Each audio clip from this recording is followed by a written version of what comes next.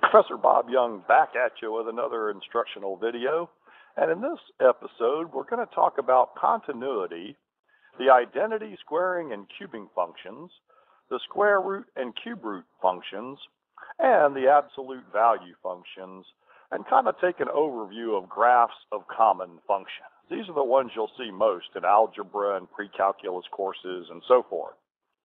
But before we begin with the functions, let's start with the first topic, continuity. And this is kind of an informal definition.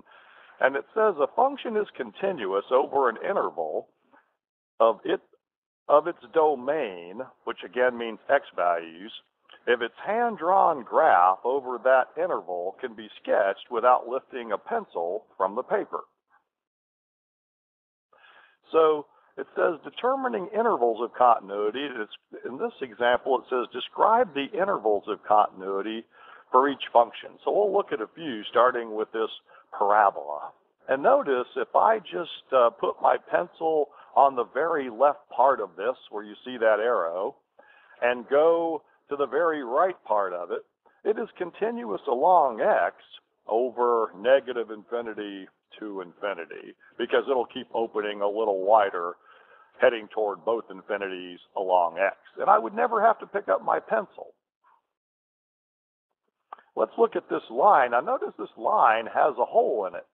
All right? So if I were to go from the left to the right, it would definitely be continuous until it gets to that hole, which occurs when x is what value? 3. So notice it's continuous over the intervals from negative infinity to 3, and notice they use the parentheses here on the 3, showing it does not include, and then from 3 to infinity. So this is continuous along x, heading that direction till it hits that hole, and then that direction to infinity and beyond, Buzz Lightyear. All right, now let's look at some functions here. And remember, all these graphs upcoming are functions. They all pass the vertical line test. And for each different x, there corresponds exactly one y. So the x values will differ. And this is called the identity function, this first graph, because no matter what you put in for x, and again, remember, functional notation, if it says f of x equals x, same thing as y equals x. So if I put, let's say, negative 2 in for x here, I get negative 2 for y. Negative 1 for x gives me negative 1 for y, and so on and so on. So if we were going to plot these, which I always love you to do by hand, 0, 0, 1, 1, 2, 2, and so forth, you would see that that line forms along those points. And on this, the domain, if you want to talk a little review, the x values on most lines, negative infinity to infinity, range negative infinity to positive infinity. And also some other good review, you notice this function is increasing along its entire domain from negative infinity to infinity, and it is also continuous on its entire domain. So some terminology we're learning here.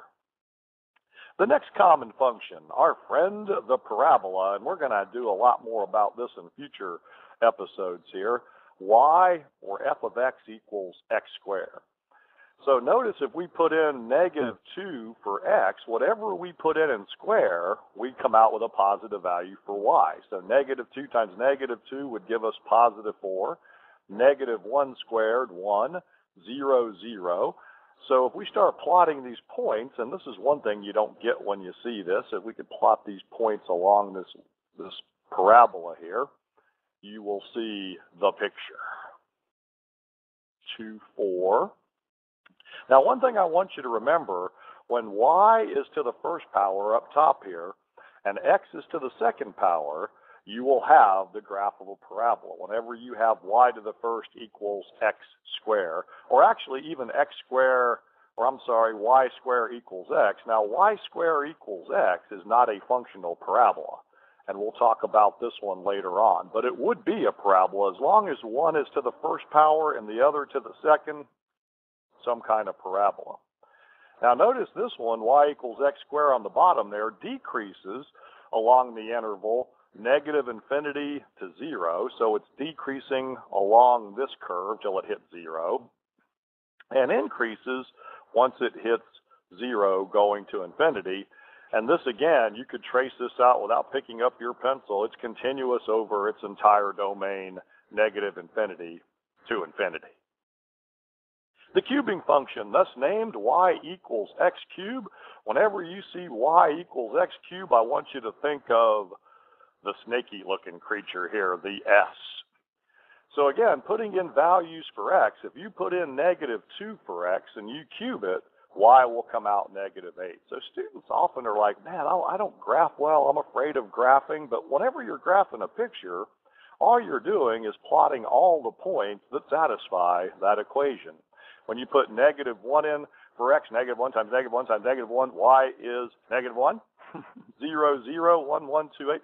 So again, if I started plotting points, which on the real test I will probably want you to do here, you will see all the points along there. Now notice y equals x cubed increases over its entire domain from negative infinity to infinity, and it is also continuous along that entire domain. Okay, next up, our friend the square root. Y equals the square root of x. Now notice we can't have negative numbers under the radical here because of the square root, unless we were trying to graph complex numbers or something, but that's a whole different creature. So unless we're talking about real numbers, we can't graph them. So we're just staying in the real number system for right now. So notice if you put 0 in for x, the square root of 0 gives you 0. The square root of 1 comes out 1. The square root of 4 is 2, and so forth and so on. And that will give us this general shape. So you want to remember what square roots tend to look like. All right, and that's going to help you tremendously as we continue. And notice the y equals the square root of x increases along its entire domain from 0 to infinity, and it is continuous from 0 to infinity. Y equals the cube root of x also kind of looks like a snaky looking creature. I call this the lazy snake here, or the lazy S-looking thing. And again, if you take the cube root of 8, -8, you'll get -2 for y. So we can also remember, always call f of x y. Cube root of -1 is -1. Don't believe me? Do it on your calculator, and you will get these points. So again, y equals the cube root of x increases on its entire domain, negative infinity to infinity, and it is continuous along its entire domain. Next up, whenever you see an absolute value equation, I want you to remember what the two words absolute value, the two letters, the two words start with. Absolute value, when you graph it, you will always get this picture, ladies and gentlemen.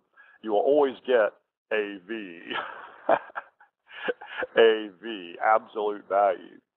So notice when you put in -2 for x and this y equals the absolute value of x, you will get the absolute value of -2, y always comes out positive. The absolute value of -1, 1, and so forth and so on. So again, we could plot these points here, 1, 1, -1. If you put that in for x, comes out +1, and you will see that V form. So notice this function decreases along the interval. Right here, it's decreasing as it goes a negative slope from negative infinity to 0, and increases the positive slope from 0 to infinity, and it is continuous on its entire domain. And we will also get to some non-functional v's and stuff. If you have the absolute value of y equals x, when we go to graph these later on, this is a relation. All of them are relations, but this one is not a function, because I would call that a lazy v. And here is a handout that I think I gave you in your supplemental handouts, or it's in Angel, on graphs of common functions here and so forth. So just take a look, and this is kind of a review here. I put identity function, linear function, Now, on the linear functions and identity functions, notice y to the first power equals x to the first power. Now, I've got some other stuff involved here. That's the identity function here. Y to the first power equals x to the first power. But notice if I changed f of x to y here, both x and y are to the first power.